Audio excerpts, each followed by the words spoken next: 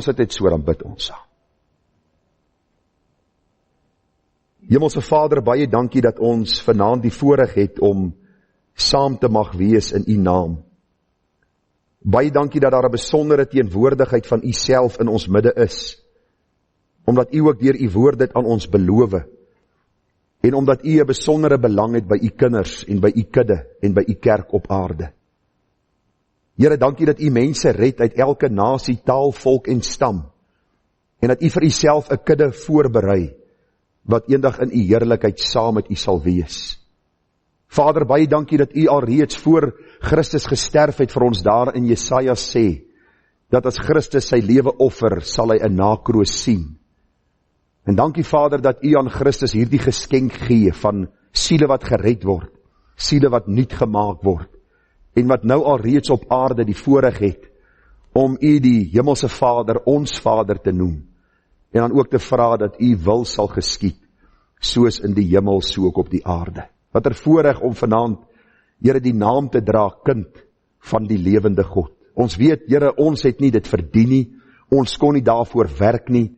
Here, dit was nie ons goeie idee gewees nie, dit was U, wat voor die grondlegging van die wêreld, Here, U liefde oor ons uitgestort het, en deur die prediking van die woord ons harte kon versag het. En Here, ons ontvanklik gemaak het vir hierdie waarheid, sodat ons kon uitroep, deur U genade kon uitroep. Vader, wees my sondaar genadig in U seën.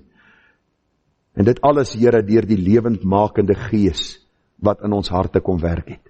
Baie dankie dat ons vanaand kan bid vir U kerk op aarde. Here, ons sien die agteruitgang op elke gebied in ons samelewing, en selfs die kerk van Jesus is nie gespaar nie. Ons beleef 'n tyd waar mense, Here, met baie dinge besig raak en amper vertroue verloor het in die woord en die verkondiging daarvan. Maar so Spurgeon van ouds gesê het, God se woord is nie 'n makleeu wat in 'n hok sit nie. Ons kan maar net die deur oopmaak, die woord sal vir homself sorg. En dis hoe U woord is, Here, ons kan U woord net predik, en U sal self die naprediker wees daarvan. En daarom pleit ons, Here, dat U ons as U diensknegte, as U geroepenes, getrou sal maak, saam met ons broeders kerkraad, dat ons sal waak oor die leer, en dat ons sal getrou bly aan die leer van die Bybel, soos U dit vir ons opgeteken het, dat ons sal bly by so sê die Here, Here, en dat ons nie daarvan sal afwyk nie. Bid vanaand, Here, vir elke ander kerk, denominasie wat met dieselfde waarheid besig is, wat Christus verhoog, en wat sy waarheid verkondig, en sy heiligheid en sy eer voorop stel, dat U elke ander een ryklik sal seën, met al die geestelike seëninge in Christus Jesus ons Here. En ook nou wat ons erediens aanbetref, vra ek nou, Here, dat U vir my wysheid sal gee om U woord aan U kudde oor te dra, dat U vir hulle ontvanklike harte sal gee om te hoor, te verstaan, ter harte te neem, en Vader, dat U in alles verheerlik sal word, want ons weet, Here, dat alle eer en alle lof kom U toe.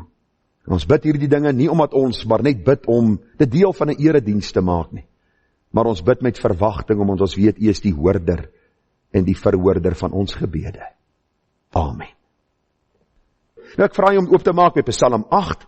Ons gaan bietjie saam lees uit Psalm 8. Nou ons het gevorder tot by hierdie Psalm, en die opskrif daar is, wat is die mens? Ons tema vanaand dan is, wie is God en wat is die mens, dat U aan hom dink. Ons gaan bietjie vanaand daaroor praat. Nou, vriende, wat vir my van die voorbereiding so interessant is, en baie keer wonder mense, hoe kry die predikant die boodskap? Nou, vir my is dit nog steeds 'n avontuur, want jy begin die Psalm lees uit die Afrikaanse vertaling, jy lees om 'n tweede of 'n derde keer, jy begin bietjie navorsingswerk doen, jy kyk bietjie na van die Engelse vertalings by tye, en jy wonder by jouself, nou hoe op dese aarde gaan ek uit hierdie Psalm 'n sinvolle boodskap oordra? En dan vra mens vir die Here in gebed vir wysheid, en jy lees weer, en jy doen navorsing, en ewe skielik, dan is asof die Here hierdie prentjie vir jou, hierdie legkaart vir jou, aan mekaar sit, en jy kom uit by die boodskap, en ek vertrou dat die Here vir my wysheid sal gee, om dit wat hy vir my kom leer het, aan U oor te dra. Onthou, dis maar altyd die menslike faktor, ons het nooit die vermoë om die dieptes van God regtig oor te dra nie, maar ons dank die Here vir sy Gees, wat die instaatsteller is, wat hierdie blokkasie oorkom tussen die mens, en dan ook dit wat die Here aan die mens wil sê. Maar een ding kan ek vir u sê, dat ek moet groot vrymoedigheid voor u staan, en moet groot blydskap in my hart, omdat God se woord so kosbaar en dan ook waardevol vir ons is. Kom ons lees saam, Psalm 8 vers 1, vir die musiekleier op die getiet, 'n psalm van Dawid. O Here, onse Here, hoe heerlik is u naam op die ganse aarde, u wat u majesteit gelê het op die hemele. Uit die mond van kinders en suigelinge het u sterkte gegrondves, om u teenstanders ontwil, om die vyand en wraakgierige stil te maak. As ek die hemel aanskou, die werk van u vingers, die maan en die sterre wat u toeberei het, wat is die mens dat u aan hom dink, en die mensekind dat u hom besoek?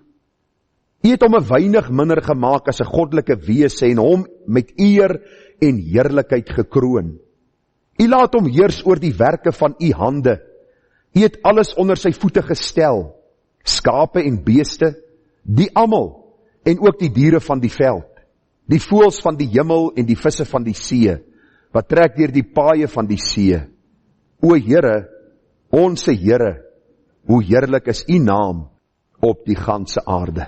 Wat 'n besondere psalm, wat 'n besondere gedeelte ook in die woord van die Here. Nou vriende, ek hou aan die voor as teks van oordenking, vers 4 en 5, as ek die hemel aanskou en die werk van u vingers, die maan en die sterre wat u toeberei het, wat is die mens dat u aan hom dink, en die mensekind dat u hom besoek. En vanaand praat ek met u oor die tema, wie is God en wat is die mens? Nou wanneer ons 'n tema aan 'n boodskap koppel, dan beteken dit nie dat die tema alles omvat wat in die psalm opgeteken is nie, maar die hoofgedagte word uitgelig deur die tema, wie is God en wat is die mens? Nou vriende, hier is 'n baie besondere psalm en ek wil in hierdie aand begin deur vir u te sê dat die belangrikste vraag wat 'n mens seker moet beantwoord, is die vraag wat Jesus aan sy disippels gevra het, daar in Matteus 16 vers 13. U sien die belangrikste vraag wat enige mens op aarde sal moet beantwoord, hier dis kan die graf, is die vraag wat Jesus aan sy disippels gevra het in Matteus 16. En wie kan gou vir my die wysheid sê, wat 'n vraag het die Here vir hulle gevra, wat belang het op hierdie psalm wat ons vanaand hanteer het? Wie sê julle, of wie sê die mense is ek, nee? Kom ek lees gou vir u, Matteus 16:13, en dan kom ons by die psalm uit. En toe Jesus in die streke van Caesarea Philippi kom, vra hy sy disippels en sê, wie sê die mense dat ek die seun van die mens is? En hulle antwoord, sommige Johannes die doper, en sommige Elia, en ander Jeremia, of een van die profete. Nou maak die Here dit persoonlik. En hy sê vir hulle, maar julle, hierdie 12 wat by hom staan, wie sê julle is ek? En Simon Petrus antwoord en sê, u is die Christus, die seun van die lewende God.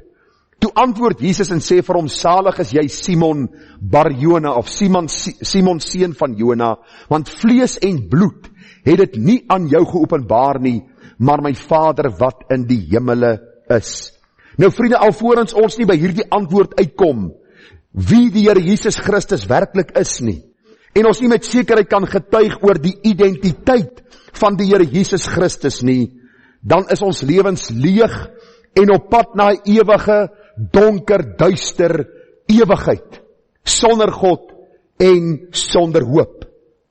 Die tweede belangrikste vraag wat ons moet beantwoord, as ons klaar by die antwoord uitgekom het, wie is God, en die antwoord in die woord kry, is wie en wat is die mens dat die Here aan hom dink? En ons gaan vanaand bietjie stil staan by hierdie baie besondere psalm, om so bietjie vir u te wys wat die Here vir ons wil kom leer uit Psalm 8, oor hierdie twee lewensbelangrike vrae. Wie is God en wat is die mens dat die Here aan hom dink? Nou ons het gelees vanaand vir die musiekleier op die getiet, 'n psalm van Dawid, en die vraag is baie keer, wat beteken dit? 'n musiekleier op die getiet, wat beteken dit? Nou, as jy bietjie gaan navorsing doen, dan is daar nie werklik 'n antwoord wat ons kan sê, dis presies wat dit beteken nie, maar daar is baie goeie riglyne wat van die kommentaarskrywers gee, en selfs skrif met skrif vergelyk, kom 'n mens by 'n antwoord of twee uit. Nou in die Engels staan daar, on the instrument of God. Met ander woorde, dis 'n instrument wat heel moontlik in hierdie provinsie gemaak is en gebruik is in die sing van hierdie lied wat Dawid dan opgeteken het. U sal onthou die psalms is liedere wat gesing was en heel moontlik was hierdie instrument wat daar gemaak is dan ook gebruik om hierdie lied te sing. 'n Ander moontlikheid, vriende, is dat hierdie Psalm 8, dan verwys na die geleentheid in 2 Samuel 6 vers 11. En u sal onthou dat die ark van die verbond by 'n man met die naam van Obed-Edom, die Getiet, neergesit is vir 3 maande en die Here het hierdie ou in sy huis ryklik geseën met die teenwoordigheid van die ark van die verbond wat dan ook by hom gestaan het. En dit is ook vir ons miskien dat hierdie psalm verwys na 'n lofpsalm en dan ook na die gedagte dat die ark van die verbond dan hierdie wonderlike seën gebring het. Nie omdat die ark 'n besondere betekenis gehad het nie, maar dat God sy teenwoordigheid gebied het waar die ark van die verbond dan was, waar mense die Here gedien het in 'n rein hart en 'n siel wat oorgegee is aan hom. Nou Psalm 8 oor die algemeen is 'n lofpsalm. Ons gaan bietjie daarna kyk. Dit word ook genoem 'n skepingspsalm, waar die psalmdigter die skepping van die Here beskryf en die God wat alles geskaap het, loof en prys dat hy so wonderlik groot is. En ons gaan bietjie wegval met die eerste vraag, wie is die Here, waarvan Dawid hier praat? Het u opgelet dat Dawid in vers 2, Here met 'n hoofletter, alles met hoofletters gebruik, en dan weer Here met kleinletters. Wat beteken dit? Vriende, wanneer Dawid sê Here, dan is dit 'n unieke betekenis, wanneer hy ook sy lofpsalm rig aan die Here. As Dawid sê Here met klein lettertjies, dan wys dit op die naam Jehovah, wat dan ook dui op die verbondsgod van Israel, die een wat 'n verbond met Abraham gesluit het met die volk Israel, en die een wat sy beloftes dan hou. En as hy praat van Here met hoofletters, dan praat hy van die soewereine God, wat die vermoë het om alles wat hy bepaal en beskik het, tot stand te bring. Luister vriende, die Here het nie geweet wat in die toekoms gaan gebeur nie, hy bepaal die toekoms. Hy is die God wat alles in sy beheer het. En ag, mense kom baie keer in hulle stoei en stry met die redenasie van, maar waar is die vrye wil van die mens as daar 'n soewereine God is? Dis eenvoudig, dis vir God om te besluit. Ons sien dat die mens 'n verantwoordelikheid het, en ons moet dit nakom, en ons sien dat God soewerein is. Dis die 2 punte, baie duidelik in die woord opgeteken, en ons gaan die God se gedagte in detail kan verklaar, om vir u vanaand presies te sê hoe dit werk nie, maar ons sien hier die 2 bene in die Bybel, ons sien hier die spoor, wat lei na God se heerlikheid, en ons buig daarby, God is soewerein, en ons as mens het 'n verantwoordelikheid. Die vraag vanaand is, wie is hierdie God? En ons het nou vir u gesê, Jesus vra vir die disippels, wie sê die mense is ek, en wie sê julle is ek? En onthou net een ding, Christus is die tweede persoon van die goddelike drie-eenheid. Ons kan hulle onderskei van mekaar, maar nooit skei nie, want God is 'n eenheid. Hy het hom bekend gemaak in 3 persone, Vader, Seun, Heilige Gees. Wie van u kan dit vir my verklaar? Baie mooi, u is 'n gemeente wat luister. Daar's nie een op aarde wat dit kan verklaar nie. Daarom kom ons deur die geloof en ons sê, Here, Deuteronomium 29:29 sê, dis 'n verborgenheid wat ons nou nie verstaan nie, maar ons sien baie duidelik in die woord, Vader, Seun, Heilige Gees, 3 enige God vir wie ons lief is, en die een wat ons eerste lief gehad het met 'n ewige en oneindige liefde. So wie is hierdie Here waarvan Dawid hier praat in Psalm 8? Ek gaan vir u 3 gedagtes noem. In die eerste plek sê Dawid, hy is die skepper en die onderhouer van die heelal. Hy is die skepper en die onderhouer van die heelal. Ag vriende, jy moet tog saamvolg. Hierdie was vir my so besonder toe ek dit raak gesien het in hierdie Psalm. Psalm 8 vers 2 sê, u wat u majesteit gelê het op die hemele. Vers 4, as ek u hemel aanskou, die werk van u vingers, die maan en sterre wat u toe berei het. Ek het daaraan gedink, vriende, heel moontlik was Dawid op hierdie stadium nog 'n herder, wat na die skape omgesien het. Hierdie skaapwagter wat miskien in die aand gelê het, en opgekyk het na die sterre hemel, en die God van hemel en aarde geloof en geprys het, wat so kosbare skepping daar gestel het. Het jy al gesien hoe mooi is die skepping? Het u gesien na die reën hoe groen is alles? Sommige bome is donkergroen, ander is ligte groen. Die gras wat groen word. Ons sien God se skepping wat weer lewe kry en ons dank nie die skepping nie. Ons dank nie moeder aarde nie. Daar bestaan nie 'n ding soos moeder aarde nie. Die aarde kan nie baar dat daar iets anders na vore kom nie. Ons buig voor God en ons sê vir hom dankie dat hy die skepper is van alles. Dawid met sy beperkte, in aanhalingstekens, wetenskaplike kennis, het as jong herder besef en verstaan, daar moet iemand wees wat buite sy skepping staan, wat alles geskape het in sy heerlikheid en hierdie wonderskepping aan ons kom openbaar het. U sien, is so kosbaar as ons sien wat Dawid hier sê, die skepping is die werk van sy vingers. Dawid probeer daardeur sê, dit was nie moeite vir God om te skape nie. Hy was nie na dag 1 so moeg en uitgeput dat hy bietjie moes gaan slaap het, omdat hy die eerste dag geskep het nie. Hy is die almagtige God, wat met 'n woord geskape het, en dit vir ons in die woord opgeteken het, sodat ons kan verstaan, hoe die skepping tot stand gekom het, sodat ons die skepper kan eer. Nie net vandag en môre nie, maar tot in alle ewigheid. Ons beleef 'n tyd waar mense vir jou sê, dat alles uit niks ontstaan het nie. En omdat daar 'n lang tydperk gekoppel word daaraan, het menigte mense geval vir hierdie teorie, dat alles uit niks ontstaan het nie. Nou as ek vanaand my skoen moes uittrek, en vir jou vra hierdie swart skoen, in nommer 10, is hierdie skoen ewig? Was hierdie skoen van ewigheid af, sal u miskien daar onder u masker lag en sê, luister, hierdie ou het seker op sy kop geval. Want niemand sal glo dat hierdie skoen ewig is nie. En tog is daar mense wat vandag redeneer dat alles uit niks ontstaan het oor miljoene jare en geword het wat dit vandag is. Dit wys jou, baie mense sit hulle verstand eenkant. Dis asof hulle hierdie verstand uithaal en dan moet hierdie vakuum probeer iets uitredeneer wat die woord vir ons lankal geleer het, wat eenvoudig verstaanbaar is, dat daar iemand buite die skepping is, wat nie geskape is nie, wat van ewigheid af was, wat geskape het, sodat ons hom kan aanbid en hom kan dien. So maklik en soos eenvoudig soos dit. U sien, die probleem van ons tyd is dat mense al hoe meer poog om die skepper buite sy skepping te stel en te sê, ons het geen verantwoordelikheid teenoor hom nie, want daar is nie een wat geskape het nie. Alles het deur geluk of deur kans plaasgevind, en ons weet dat kans of geluk nie bestaan nie. Die God van hemel en aarde het geskape. Wat my so besonder is, Dawid het nog nie 'n Nuwe Testament in sy hand gehad nie. Hy het nog nie Matteus tot Openbaring in sy hand gehad nie. Inteendeel, Dawid het maar omtrent 5-6 Ou-testamentiese boeke in sy hand gehad. En vanuit hierdie Ou-testamentiese gegewens, Genesis, Exodus, Levitikus, Numeri en Deuteronomium, het Dawid blydskap ervaar wat alle verstand te bowe gaan, omdat hy besef het dat God is die skepper. En hoor hoe pragtig sê die Nuwe Testament presies dit wat Dawid in die Ou Testament gesê het. Hebreërs 11 vers 1 tot 3. Die geloof dan is 'n vaste vertroue op die dinge wat ons hoop, 'n bewys van die dinge wat ons nie sien nie, want daardeur het die mense van die oudtyd getuienis ontvang.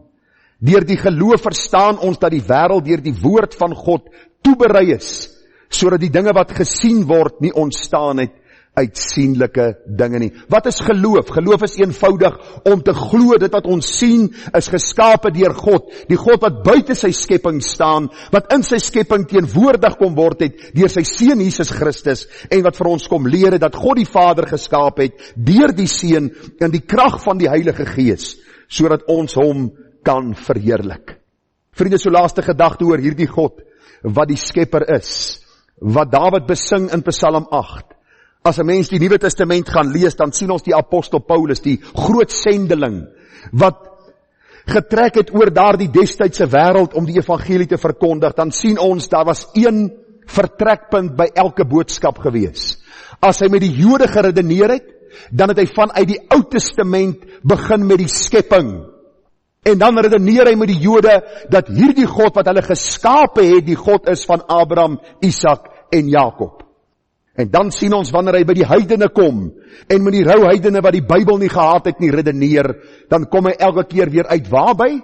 By die skepping, en bo alles die skepper wat alles geskaap het. Ek gaan 'n kort uittreksel net lees uit Handelinge 17, om hierdie saak aan u hart dan tuis te bring. Vers 15 van Handelinge 17. En die Bybel sê die wat Paulus begelei het hom tot by Athene gebring, en nadat hulle opdrag ontvang het aan Silas en Timotheus om so gou moontlik na hom te kom, het hulle vertrek.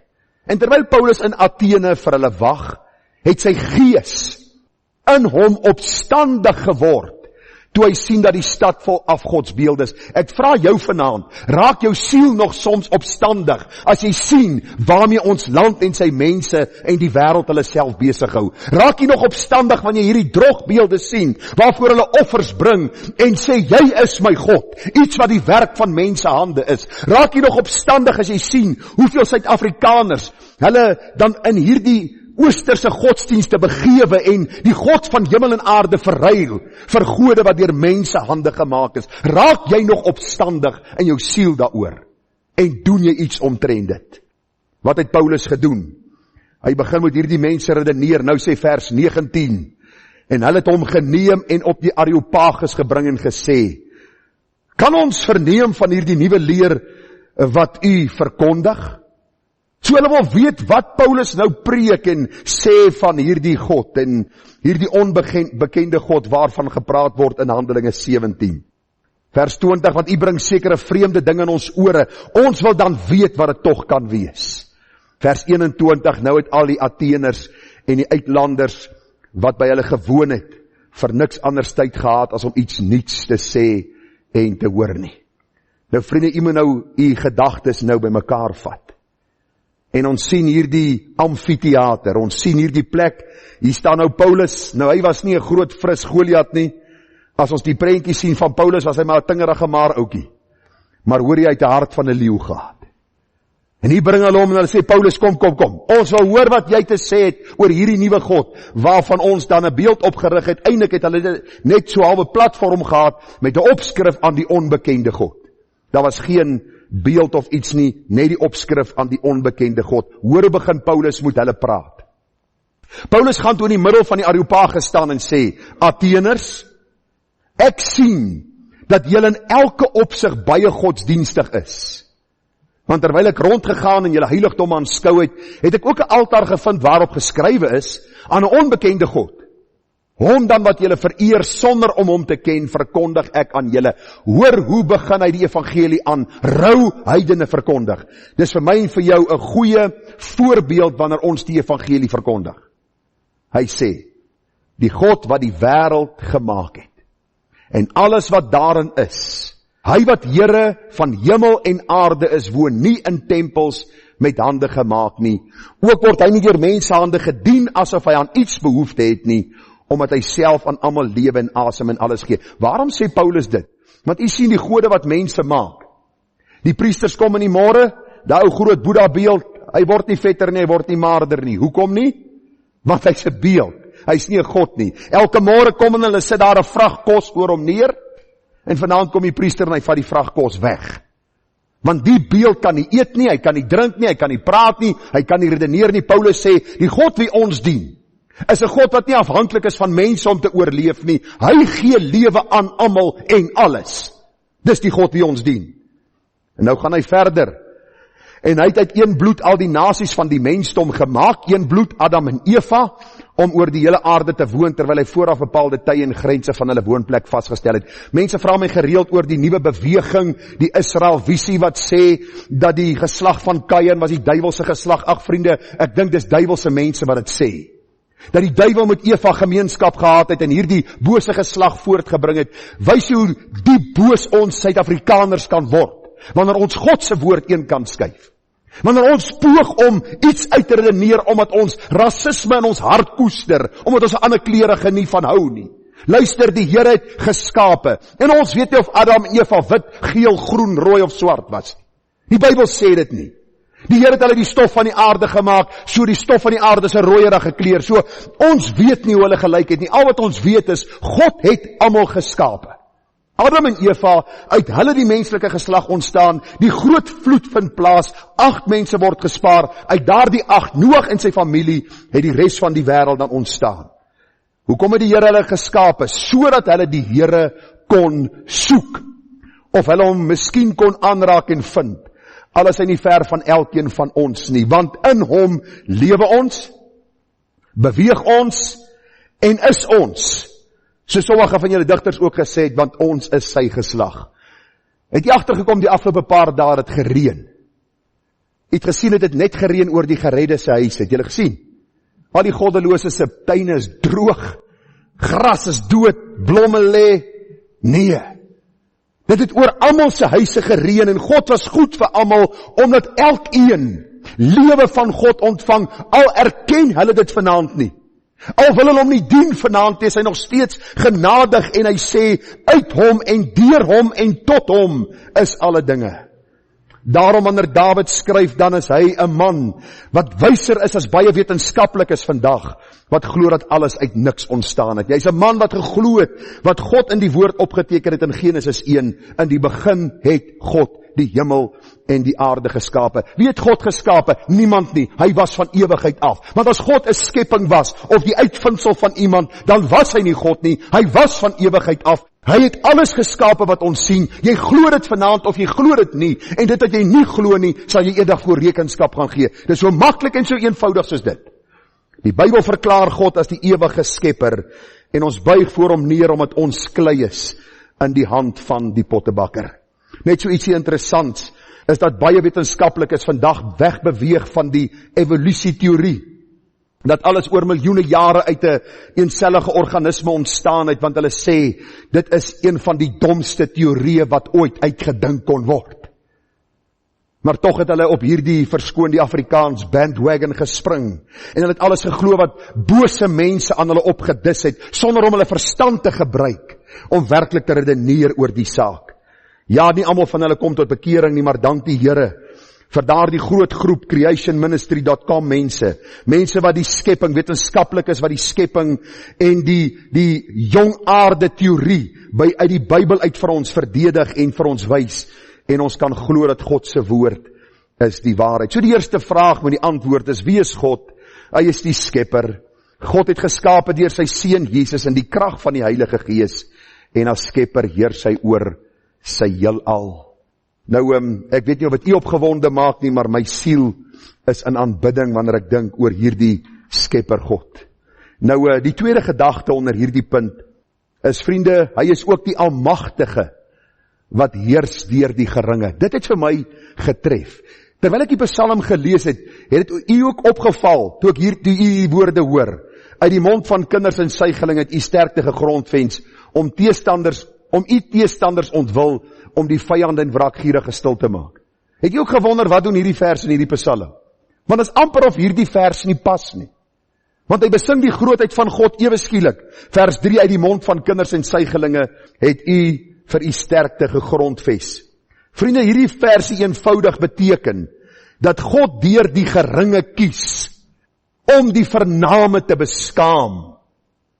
Dis my so kosbaar toe ek dit raak sien, en ek lees, en in my navorsing, kom ek dit agter, God kies die geringe, om die vername te beskaam. Hoor wat sê die Bybel, Matteus 11, 25 en 26, in daardie tyd het Jesus gespreek en gesê, ek loof u, Vader, Here van die hemel en die aarde, dat u hierdie dinge verberg het vir wyse en verstandige mense, en dit aan kindertjies geopenbaar het. Ja, Vader, want so was dit u welbehaag. Wat bedoel die Here hierby? Eenvoudig dat mense wat groot word en deur universiteit gaan, dink hulle slimmer as God. Luister, as jy 'n graad in een of ander iets verwerf het, is jy niks, hoor. Daar is duisende ander vakrigtings waarvan jy zulks niks weet nie. So moet jy nie aanstellerig hou voor God en dink, geleerde mense verwerp die Bybel nie. Dis die geleerde mense nie, dis moedswillige mense wat die Bybel verwerp. Dis arrogante mense wat opstaan teenoor hulle skepper en hulle besef nie dat hy hulle suurstof in sy hand hou nie. En hulle arrogansie sal hulle aangaan tot die dag, soos ek eendag vir 'n ou by die golfbaan gesê, tot jy voor die Here sal staan en jy sal voor hierdie God rekenskap gee, en ek hoop jy sal so arrogant wees daai dag, soos jy nou met my is. Maar daardie dag sal die mense uitroep, berge val op ons en heuwels bedek ons. As die Here sê, hierdie dinge aan kindertjies geopenbaar, beteken eenvoudig dat 'n kind geloof stel in sy ouer. 'n Ware vader en moeder sal nie vir hulle kind lieg nie. Hulle sal nie hulle kind om die bos probeer lei nie. Daarom, as ek vir Calvin iets sê, dan luister hy en hy glo my. Hoekom? Want hy weet sy pa gaan nie vir hom moedswillig lieg of teenoor hom kwaadwillig optree nie. Dis presies wat die Here sê. As ons die woord lees, dan kom ons en ons sê, Here, my kinderlike geloof, verstaan ek dat U alles geskaap het en dat U ook heers deur die geringe. 1 of 2 praktiese voorbeelde in die Bybel. Onthou U die baasvegter. Die Bybel sê van die Filistyne, sy naam was Goliat. Nou as hy geloop het, die aarde lyk my gebewe. En as hy gepraat het, het dit geklink soos donderweer wat opsteek. En die klomp Israeliete het agter Saul gaan wegkruip en hy was banger as die res van hulle. En daar skreeu Goliat, bring julle beste soldaat, dat ek hom kan verslaan. En hy daag die slagorde van God uit, die God van hemel en aarde. En weet jy wat doen die Here? Die Here is 'n wonderlike God. Hy kry ou Dawid. Jong seun sê die Bybel, rooi nog van aangesig. Kom ons sê in ons taal 'n laaitie. Hy pas skape op en die Here sê, jy gaan daai groot bek verslaan. Want ek is God. En deur die geringe oorwin God die groote.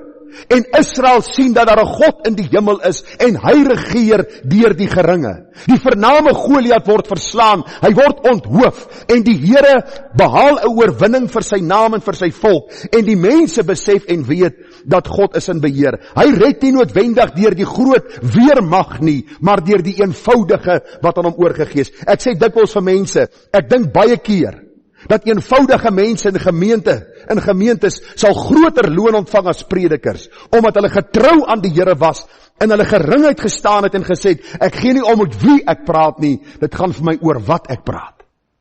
En wie ek verkondig, die Here Jesus Christus. Nog een voorbeeld, hoe die Here deur die geringe dan ook heers. Onthou u vir Naaman? Hy was die koning van Aram se leerowerste. Hy was 'n sterk man. Hy was in ons taal 'n Rambo. As ons nou kinders gehad het, het hulle sy foto teen die muur gehad. Met sy helmet op en sy staal borsplaat en sy swaard, dat ons kinders dink hierdie nietige mense is mos heroes. Ek het nou dag vir iemand gesê, ou Superman het later in 'n reistool doodgegaan. Maar daar is nie 'n Superman voor God nie. Hy is God. Maar wat gebeur met hierdie Naaman leerowerste? Die Here laat toe dat hy melaats kry. En hierdie man is nutteloos vir die koning, hy is besig om te sterwe. En daar is 'n ou klein Joodse dogtertjie, sê die woord vir ons, wat dan as gevangene weggevoer is. En sy sê vir haar meesteres, mevrou, wil jy nie Naaman na die profeet vat nie? En wat die profeet vir hom sê, moet hy doen dat hy gesond kan word. En ons sien hoe Naaman tot bekering kom, en 'n altaar gaan bou in hierdie heidense stad vir die God van Israel, en hom voortaan dien. Wat wil ek hier vanaand sê? God heers deur die geringe. Die Bybel sê vir ons in Matteus 18 vers 2, Jesus het die kindertjies na hom laat kom en in hulle middel laat staan, en hy sê, voorwaar ek sê vir julle, as julle nie verander en soos die kindertjies word nie, sal julle nooit die koninkryk van die hemele ingaan nie. Elkeen dat homself verneder sal, soos hierdie kindjie, hy sal die grootste in die koninkryk van die hemele wees. Luister, dit beteken nie ons moet kinderagtig raak nie. Giggels is bakvissies en rond hardloop en toucher speel. Kinders doen dit, dis wat hulle is. En soos hulle groter word, sê die meisietjies later, ek hardloop nie meer nie. Want dan het hulle nou hoekskoentjies aan en die haartjies is nou gedoen, want hulle wil die seentjie se oog vang. Maar die beginsel wat die Here vir ons hier wil leer, as jy jonk is, aanvaar jy dinge makliker. Daar is nie aanstellerigheid by jou nie. En die Here sê, dis juis hierdie mense wat hy red, en wie hy verander en uitstuur, om sy koninkryk te bevorder. Ek vra vanaand vir jou, is jy ook een van daardie geringes, wat sê ek steun absoluut op die krag van die Here om my te gebruik. Ek lees gou vir die uittreksel uit 1 Korintiërs 1 vers 18. Want die woord van die kruis is dwaasheid vir die wat verlore gaan. Die wêreld dink, God wat gebore is, geleef het, deur sy eie skepsele gekruisig is, dit maak nie vir ons sin nie. Ons sal 'n ander godsdienst probeer. Dan bou hulle vir hulle monster met 8 arms en 2 bene en 'n lang neus en ore van 'n olifant en 'n slurp. Nou bid hulle dit. Ek of jy sê ons is nie baie slim nie. Die Bybel sê vir ons eenvoudig, dat die woord van die kruis is dwaasheid vir die wat verlore gaan. Hoekom? Want die Bybel sê vir ons wat gered word, vir ons is die evangelie die krag van God. Want daar is geskrywe, ek sal die wysheid van wyse mense vernietig en die verstand van verstandige mense tot niet maak. Wat wil die Here sê? Vriende, luister na die klomp filosofe van ons tyd. Kyk na die magdom godsdienstgroepe in ons wêreld en in ons land. Wat is dit? Dis die uitvindsels van mense, hoe hulle dink verlossing moes werk. En ek wil vir u sê, watter klomp snert.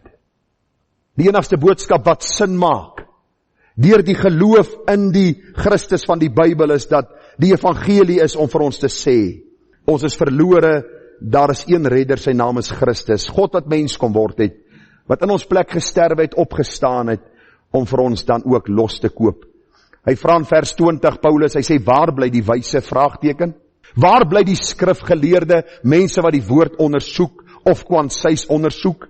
Waar die rede twister of die filosofe van hierdie eeu, het God nie die wysheid van hierdie wêreld dwaas gemaak nie.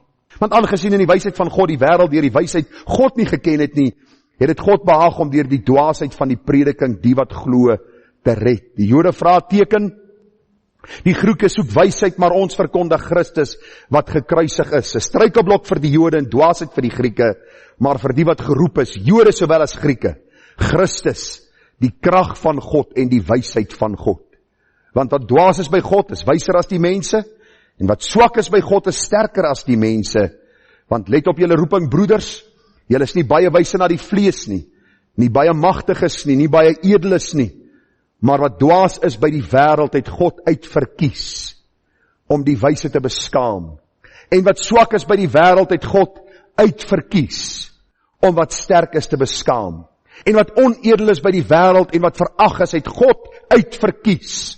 En wat niks is nie om wat iets is tot niet te maak, sodat geen vlees voor hom sou roem nie. Luister, die feit dat jy vanaand hier sit en jy kan getuig jy is gered, is omdat God dit so gewou het. Hy het dit gewerk in jou hart. Hy het geloof gewerk, hy het die prediking van die woord gestuur, hy het die oortuiging van die Gees in jou hart laat plaasvind, sodat jy kon uitroep om genade. Daarom gee ons vanaand nie eer aan 'n kerk of aan 'n mens of aan 'n prediker nie. Ons gee eer aan die Here, want hy gebruik die dwaasheid van die prediking om die wat glo te red. Vers 30, maar deur hom is julle in Christus Jesus, wat vir ons geword het, wysheid uit God, en geregtigheid, en heiligmaking, en verlossing. Daarom soos geskrywe is, die wat roem, moet in die Here roem. Nou ek weet nie of u al na Dr. R.C. Sproul se boodskappe geluister het nie, wie van u het al? Nou, daai man is slim. Kyk, as ek na hom geluister het, wil ek bedank, dan dink ek myself, Gerard, jy stupid. Wat soek jy in die bediening? Hierdie man is briljant in die manier hoe hy die skrif kan uitredeneer. En dan is hierdie woorde vir my so tot troos. Die Here sê ook vir eenvoudige mense soos ek, is daar 'n plek in sy koninkryk. Vir jou, wat miskien vanaand nie 'n groot geleerdheid het nie. Luister, lees sy woord, bestudeer sy woord, buig in nederigheid onder sy gesag. Vra vir hom, Here, maak my bruikbaar, en hy sal jou gebruik om sy naam te verheerlik, sodat jy eendag loon kan ontvang om aan sy voete neer te lê, om hom te dank vir hierdie ewige verlossing wat jou deel geword het. Daarom praat ek nie vanaand oor myself nie, want as ek oor myself praat en na myself kyk, sal ek moedeloos word. Maar ek kyk na hierdie verlosser, ek luister na sy evangelie, en ek sê dankie, ek kan roem in u Here, wat my vrygekoop het. So wie is hierdie God? Hy is die een wat regeer deur die geringe. So as jy vanaand verskoning soek, waarom jy die Here nie kan dien, omdat jy miskien nie slim of geleerd is nie, stop dit vanaand. Meld aan vir diens, lees die woord, bestudeer dit, bid dat jy bruikbaar sal wees, en gee die eer aan die Here. Dan sien ons ook in die laaste gedagte onder die eerste punt, hy is die God wat lofwaardig is. Wie is hier die Here waarvan Dawid praat? Wie gesê, hy is die skepper, hy is die een wat deur die geringe heers, en hy is die God wat lofwaardig is. Hierdie was vir my so treffend, want Dawid sê in vers 2 en vers 10, O Here, onse Here, hoe heerlik is u naam op die ganse aarde, u wat u majesteit gelê het op die hemele. Vers 10, O Here, onse Here, hoe heerlik is u naam op die ganse aarde. U sien, wanneer 'n mens verstaan God is die skepper, en wanneer jy verstaan dat hy deur die geringe heers, en dat hy jou as geringe mens wil gebruik om sy koninkryk uit te brei, is daar 'n logiese reaksie. Wat is dit? Om lof en eer aan hom te bring. Ek weet nie of u ook baie keer so in die week net spontaan begin om die Here te loof nie. Baie keer ry jy in die kar en dan kom die vers in jou hart op wat in Psalm 103 staan, loof die Here o my siel en alles wat binne my is, loof sy heilige naam. Loof die Here o my siel en vergeet geen een van sy weldade nie. Vers 20 van Psalm 103, loof die Here sy engele, kragtige helde wat sy woord volbring, in gehoorsaamheid aan die stem van sy woord. Loof die Here al sy leerskare, sy dienaars wat sy welbaat doen. Loof die Here al sy werk op al die plekke van sy heerskappy. Loof die Here o my siel. Besonder as 'n mens kyk na hierdie psalms, en ek vra jou vanaand, loof jy en prys jy die Here, wat jou geskaap het, wat jou gered het, wat jou wil gebruik, om sy koninkryk uit te brei. Is daar 'n dankbare en oorgegewe hart, wanneer jy lof aan hom bring? Hoor wat sê Psalm 113 vers 1, Halleluja, loof o knegte van die Here, loof die naam van die Here, laat die naam van die Here geprys word van nou af tot in ewigheid, van die opgang van die son tot sy ondergang, moet die naam van die Here geloof word. Een ding waaroor ek en my familie die Here die afgelope tyd baie loof, is dat ons nie vir altyd op hierdie aarde gaan wees nie. Het u gedink as ons vir altyd hier moes bly? Die spoed waar teen hierdie land en hierdie dorp en hierdie wêreld agteruit gaan, wil ek vir u sê, is daar iets wat my hart in aanbidding en in lofprysing laat opstyg is, Here, dankie, hierdie is nie my beste lewe nie. Dankie, hierdie is nie die enigste waarna ek uitsien nie, maar daar is 'n ewige heerlikheid wat u gaan berei het. En vanmiddag, toe ek daar op my bed lê en ek rus 'n bietjie, toe dink ek aan hierdie gedagte, waar Christus sal wees, daar sal hemel wees. Daar waar Christus is, sal hemel wees. En dan het hy nog vir ons 'n plek gaan voorberei. Loof jou hart hom nog, vir die feit dat hy jou gesien het, jou gered het, en jou wil gebruik. Openbaring 5 vers 13 sê, en elke skepsel wat in die hemel en op die aarde en onder die aarde, en wat op die see is en alles wat in hulle is, het ek hoor sê, aan hom wat op die troon sit, en aan die lam kom toe die lof en die eer en die heerlikheid en die krag tot in alle ewigheid. En die 4 lewende wesens het gesê, amen, met ander woorde, laat dit so wees. En die 24 ouderlinge het neergeval en hom aanbid wat lewe tot in ewigheid. Ek vra jou, is daar tye in jou studeerkamer van spontane aanbidding en lofprysinge? Ek onthou op 'n stadium op kweekskool, dis nou donkie jare terug, miskien nog voor van u gebore is, nee, so oud is ek al, maar nie heeltemal nie, jare terug in 1998, toe bly ons in kamertjies, daar in ou Betjan. Ek en my vrou en my kinders het 4 kamertjies gekry. Een was 'n kombuis, een was 'n slaapkamer, en een was 'n sitkamer, en die ander een 'n slaapkamer, en toe het ek 'n ekstra enetjie gekry, omdat ons nou die kinders gehad het, en ek het op my studeerkamer gemaak. En in daardie tyd, toe kom trek 'n oom en sy vrou net so langs ons in, want hy het die kweekskool uitgeverf, en een oggend in my stilte tyd, ek het vroeg in die oggende opgestaan, en ek hou stilte tyd, en daar is 'n saak waaroor ek baie geworstel het, en daai oggend in my stilte tyd antwoord die Here my, uit sy woord, en hy gee my 'n versekering oor hierdie saak, en ek het 'n spontane aanbidding en lofprysing wat in my hart was. En toe almal nou wakker is, en ons beweeg na die kombuis toe, het die oom die gedagte geopper, maar jy staan vroeg op, nee? En die gedagte van amper 'n kwessie van, ek hoor jou hier langs aan. Maar ek het daaraan gedink, ek kon nie anders nie. Jy kan nie stil bly oor hierdie God aan wie jy behoort nie. Ek vra jou, wanneer laas jy spontaan hierdie God geloof en geprys vir wie hy is? Waarom moet ons dit doen? Want daar is 'n ewigheid wat voor lê waar ons dit gaan doen. Moenie dat dit vir jou iets vreemd sal wees eendag in die heerlikheid. En nou sien ek het nog so uur oor om die laaste 3 gedagtes te hanteer, so baie dankie, dat u geduldig sal wees. Iemand sê nou dag op Webwoord, hy sê, dominee, as jy so lang preek, het ek die voordeel om jou af te sit. So, vir die ouens wat by Webwoord inskakel, ek gaan nie nog 'n uur besig wees nie, ek gaan nog net 'n paar gedagtes hanteer, want ons moet nou aan die ander kant van hierdie psalm uitkom. Wie is God? Ons het gesien, hy is die skepper, wat deur die geringe heers, en ook op die einde van die dag, dat hy alleen lofwaardig is. Nou die vraag is, wie en wat is die mens, dat die Here aan hom dink? Die eerste gedagte wat ek hier gesien het, is die mens is geskape na die beeld van God. Psalm 8 vers 5. Wat is die mens dat u aan hom dink, en die mense kan dat u hom besoek? U het hom 'n weinig minder gemaak as 'n goddelike wese, en hom met eer en heerlikheid gekroon. Baie interessant, vriende, hierdie woorde goddelike wese beteken dat die mens onder God geskape is.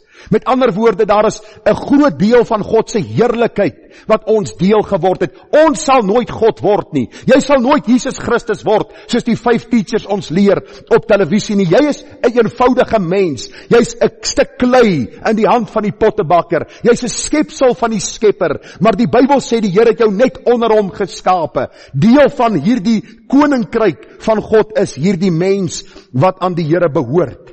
En daarom is ons enigste hoop om dan hierdie God wat ons na sy beeld geskaap het te dien en te aanbid. Nou vriende, ek het so 'n bietjie gaan nalees en u weet nou wat Dawid sê. Hy het geglo dat die mens niks anderste is as 'n intellektuele dier nie. Met ander woorde, ons is die slimste van God se diereryk, van die skepping. Die man Sigmund Freud, die sielkundige, en ek haat sielkunde, hoor dat ek u sê, ek dink nie sielkunde kan ooit met die Bybel versoen word nie, nooit ooit nie. Want sielkunde is 'n vreemde godsdiens, apart van die Bybel. En daarom het hierdie goddelose Sigmund Freud, wat 'n ateïs was, en die vader van sielkunde, het ook geglo dat die mens 'n onderontwikkelde kind is. Daarom het die mens sekere tantrums wat hy gooi, en sekere reaksies wat hy het, wanneer dinge moet hom gebeur. Karl Marx het geglo dat die mens niks anderste as 'n ekonomiese faktor is, wat moet werk en produseer en dinge tot stand moet bring nie. Plato, die groot filosoof, het gesê, die mens is soos 'n 2-voetige dier wat bestaan. Nou na hierdie uitspraak wat hy gemaak het, was my baie komies toe ek dit lees, het een van sy kollegas 'n hoender gevat. En toe pluk hulle al die vere by die hoender uit en gooi dit tussen Plato en sy mense in, en hy sê, daar hardloop Plato se mens rond. 'n 2-voetige dier wat rondhardloop en hy weet nie waarheen nie. Plato was verleë oor hierdie uitspraak wat hy gemaak het, en hy het sy teorie verander na die mens is 'n wese op soek na sin en doel in die lewe. En as hierdie filosoof man uit die Bybel gelees het, sou hy uitgekom het by die antwoord, wat is sin en doel in die lewe? Die Here het ons geskape na sy beeld, vriende. Die Bybel sê vir ons, daar in Genesis 1:26, en God het gesê, laat ons mense maak na ons beeld en ons gelykenis. Baie duidelik sê die Bybel dat nadat die Here die diereryk gemaak het en Adam geskaap het, het hy nie iemand gevind wat by Adam pas nie. In die hele diereryk, tussen al die diere, die chimpansees en die gorillas en die orang-outangs, was daar geen vrou wat sou pas by Adam nie. Daarom het die Here vir hom 'n vrou geskape. Laat ons mense maak na ons beeld en gelykenis. Wat beteken dit eenvoudig, vriende? Die Here gee vir ons die vermoë om te redeneer. Die Here gee vir ons die vermoë om te besluit. Die Here gee vir ons die vermoë om in kuns en kultuur vooruitgang te toon. Het jy al ooit gehoor hoe 'n chimpansee opera sing? Of dat 'n olifant 'n prys ontvang vir 'n skildery wat hy geteken het? En hy lewer 'n goeie toespraak en sê vir mense hoe dankbaar is hy daaroor. Jy sal miskien vanaand vir my sê, maar dit is stupid om dit eers te dink. Dis hoe stupid die mens is. Want ons sê, dat die mens en die dier is eintlik gelyk. Ons as mens het maar net bietjie slimmer geword as die diere, maar die diere sal later by ons uitkom, en dieselfde vermoëns het as ons. Baie hartseer om te dink dat mense die Skepper uit sy skepping wil skuif, en dan die mens en die dier gelyk wil stel. Die Here sê baie duidelik, dat God het die mens na sy beeld geskape. Daarom kan u redeneer, daarom kan u besluite maak, daarom kan u rasioneel dink, want God het u so geskape. Die tweede gedagte, die Here het ons geskape om te heers. Dis so kosbaar toe ek dit raak sien, hoor wat sê die Bybel, Psalm 8 vers 7, u laat hom heers oor die werke van u hande. U het alles onder sy voete gestel, skape en beeste, die almal, en ook die diere van die veld, die voëls van die hemel, en die visse van die see, wat trek deur die paaie van die see. Dit is so besonder, vriende, as 'n mens hierna kyk, dat die Here ook vir ons die vermoë gegee het om te heers oor sy skepping. Genesis 1:26 sê, laat ons mense maak na ons beeld en gelykenis, en laat hulle heers oor die visse van die see, en die voëls van die hemel, en die vee, en oor die hele aarde, en oor al die diere wat op die aarde kruip. En God het hulle geseën, en God het vir hulle gesê, wees vrugbaar en vermeerder, en vul die aarde, onderwerp dit, en heers oor die visse van die see, en die voëls van die hemel, en oor al die diere wat op die aarde kruip.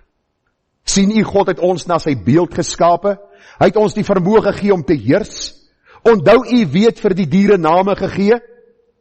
Adam, hierdie man wat geskaap is na die beeld van God, hier kom die leeu verby en Adam sê leeu. En hier kom die kameelperd verby, kameelperd. En hier kom die hyena verby, hyena. En so noem hy, en so is die name van die diere. Waarom? Omdat God vir hom die vermoë gegee het. En die Here sê vir hom, jy gee nie net name aan hulle nie, jy heers oor hulle, omdat ek vir jou heerskappy gee oor die diereryk. U kan daarvan gaan lees, in Genesis 2:19. Die diere is na die mens gebring, en net soos die mens al die lewende wesens genoem het, so moes hulle naam wees. Ek lees nie eenmaal in die Bybel dat die chimpansee kon stry met Adam en sê, luister, ek wil nie daai naam hê nie, ek verkies 'n ander naam. Luister, God wat jou geskaap het na sy beeld, is die een wat vir jou heerskappy gegee het. Nie om as diktator te heers nie, maar om as rentmeester sy skepping te onderhou, en dan ook hom te verheerlik as die gewer van alle goeie gawes. Weet jy wat vir my hartseer is, onlangs 'n studie wat daar in Amerika gedoen is die vraag aan baie mense gevra, as jou hond of jou buurman besig is om in die swembad te verdrink, wie sal jy red? En iets so 70 of 80% het gesê, ek sal my hond red. Geen om vir my buurman nie. Jy sien nie wat sonde doen aan mense? Dat ons nie meer 'n ander mens sien wat uit die beeld van God geskaap is nie. Mense is meer besorg oor 'n hond, as hulle besorg is oor 'n buurman wat besig is om dood te gaan van die honger. Ons sal in die hof gaan staan oor 'n dier wat miskien moeilikheid maak in die buurt, en ons sal geld spandeer om hierdie ou bloetjie te hou, hierdie dingetjie in ons huis te hou wat ander mense irriteer. Maar dit kom by iemand wat swaar kry, sal ons hulle verbykyk en oor hulle skimp en miskien 'n paar woorde oor hulle uiter wat is van, ja, hierdie ou het seker maar droog gemaak in sy lewe dat hy sit waar hy sit.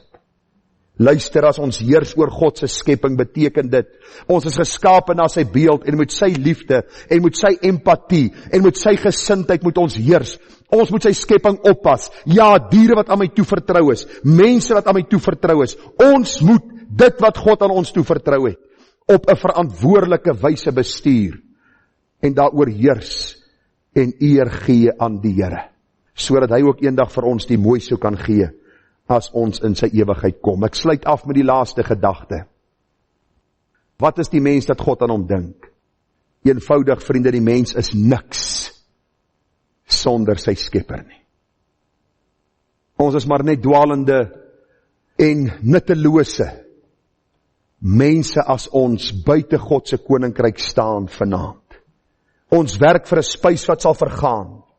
Ons werk vir dinge wat in die ewigheid niks sal beteken nie. Daarom die hele Psalm 8, en ek gaan nie alles vir u lees nie.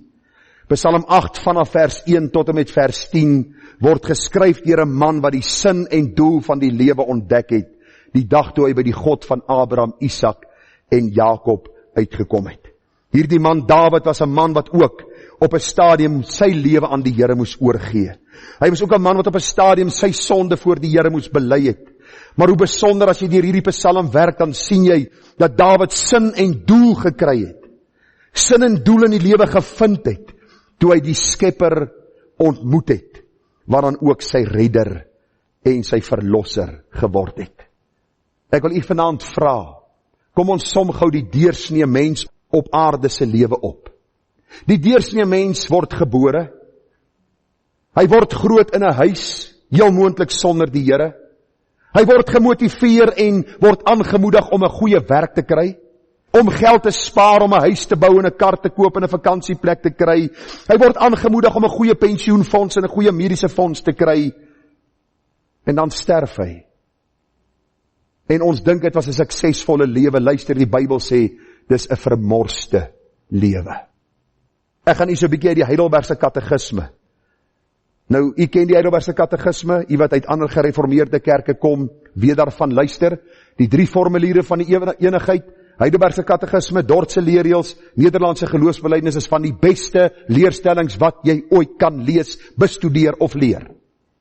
Die Heidelbergse Katekisme leer vir ons iets baie besonder. Nou hierdie Heidelbergse Katekisme is op versoek van Frederik III, die kroonprins, van een van die invloedrykste provinsies in Duitsland, is hierdie Heidelbergse Katekisme opgestel, om kinders te onderrig in God se woord, en dan ook aan predikers leiding te gee, aangaande die skepping van die mens en die doel van die mens op aarde.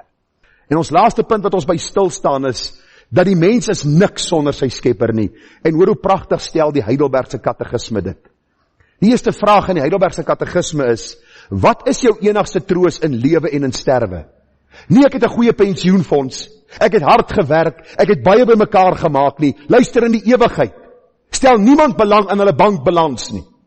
Niemand stel belang op hulle sterfbed, dat hulle net gou moet sien hoeveel geld daar in hulle rekening is, of is hulle kar skoon en veilig in die motorhuis nie. Hulle gee nie om daaroor nie, hulle soek nog 'n bietjie lewe.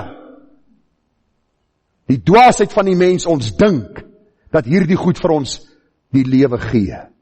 Die Bybel sê dis eintlik die dood. Die vraag in die Heidelbergse Katekisme is, wat is jou enigste troos in lewe en sterwe? Kom, ek gee vir jou die antwoord, mens. Want wie is God en wat is die mens dat u aan hom dink? Die Here dink aan ons om ons te red. En hy het sy seun gestuur. Die antwoord op hierdie vraag is, dat ek met liggaam en siel in lewe en in sterwe, nie aan myself nie, maar aan my getroue verlosser Jesus Christus behoort. Hy het my met sy kosbare bloed van al my sondes, of vir my sondes ten volle betaal, en my uit alle heerskappy van die duiwel verlos. Hy bewaar my op so 'n wyse dat sonder die wil van my hemelse Vader geen haar van my kop kan val nie. Alles moet inderdaad tot my saligheid dien. Daarom verseker hy my ook deur sy Heilige Gees van die ewige lewe en maak hy my hart van harte gewillig en bereid om voortaan vir hom te lewe. Dis ware sin en doel in die lewe. Luister, ons almal is op pad ewigheid toe. Ons almal is op pad graf toe. Ons almal gaan sterwe of ons daarvan hou of nie. Die feit van die saak is, kan jy vanaand sê, dat my lewe behoort aan die Here Jesus Christus. Want dis die enigste sinvolle lewe wat ek en jy kan en moet lei. Die tweede vraag van die Heidelbergse Katekisme sluit ek mee af. Vraag 2, hoeveel dinge moet jy weet om in hierdie troos salig te kan lewe en te kan sterwe? Ons praat ook hier van die korte begrip, 'n samevatting van wat die Heidelbergse Katekisme vir ons wil leer. Die vraag, hoeveel dinge moet jy weet om in hierdie troos salig te kan lewe en te sterwe? 3 dinge. 1, hoe groot my sonde en ellende is, het jy dit al besef? Deur God se Gees wat in jou hart gewerk het en oortuigingswerk gebring het. Jy kan nie tot bekering kom as jy nie eens besef dat jy 'n sondaar is nie. Die tweede ding, hoe ek van al my sonde en ellende verlos kan word. En die derde ding, hoe ek God vir so 'n verlossing dankbaar kan wees. Is dit nie mooi opgesom nie? Daarom is die vraag vanaand, wat is die mens dat u aan hom dink? Die mens is geskape na die beeld van God. Hy is geskape om te heers oor die skepping van God. Maar daar's net sin en doel in sy lewe as hy by die Skepper uitgekom het en hom dien met 'n volkome hart. Daarom is dit belangrik dat ons vanaand sal sien. Psalm 8 leer vir ons wie die Here is en wie hierdie Here is waarvan Dawid praat. Hy is die Skepper en onderhouer van sy heelal. Hy is die Almagtige wat heers deur die geringe. Hy is die God wat lofwaardig is. Wie en wat is die mens dat die Here aan hom dink? Hy is geskape na die beeld van God, is geskape om te heers en is niks sonder sy Skepper nie. Ek vra jou vanaand hier, terwyl ons afsluit met die boodskap, dat jy vanaand bietjie as jy by die huis kom Psalm 8 uit die psalmbundel gaan lees. Ek sien ons oor ons tyd, ek gaan nie dit vanaand vir u lees nie. Maar ek vra jou vanaand dat jy die Psalm 8 gaan lees uit die psalmbundel. Dis 'n baie bekende lied. Ek vra jou dat jy sal buig voor die Here en sal seker maak, jy ken hom. Want die belangrikste vraag wat jy moet beantwoord, is wat Jesus vir sy disippels gevra het, wie sê julle is ek? En dan die tweede belangrikste vraag, wat is die mens? En waarom dink God aan hom? Mag die Here vir ons genade gee. Amen. Kom ons bid saam. Here, watter wonderlike en kosbare waarheid in u woord. Ons harte is in aanbidding. Ek vra dat u self nou ook, Here, die naprediker sal wees van u woord, en dat u self sal verheerlik, deur die redding van siele, want Here, u is lofwaardig. Ons aanbid u uit die diepte van ons siele. Here, daar is niemand soos u. Amen.